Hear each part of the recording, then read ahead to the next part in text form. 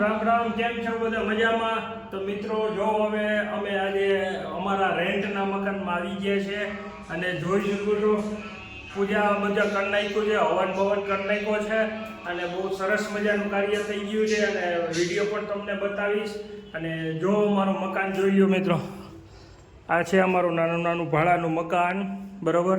આજે કિચનમાં હજી કંઈ સામાન નથી.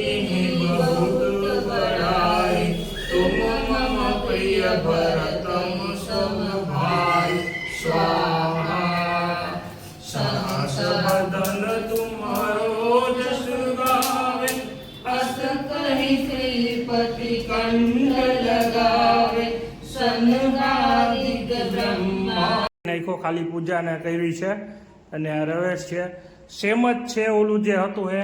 અને આ એક રૂમ છે નાનો નો, આ ભાડાનું મકાન છે અને મેડમ હજી બેઠા છે, વિડીયો અપલોડ કરવામાં બિઝી છે, બીજો ટાઈમ નથી.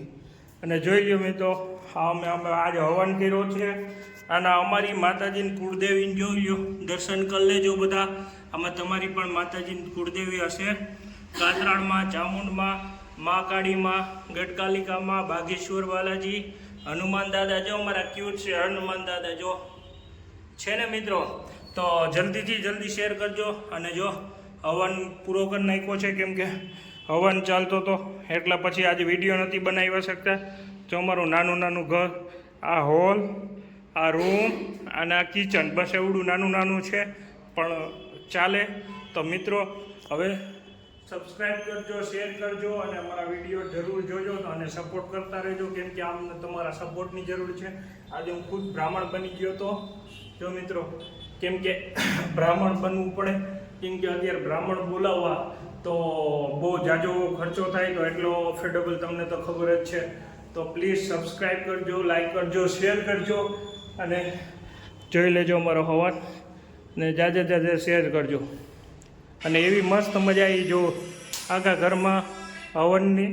એટલે આનું કારણ એવું હતું હવન કરવાનું કે ઘરમાં નકારાત્મક શક્તિ હોય છે એ બધી દૂર થઈ જાય. જય રામ રામ, સીતારામ.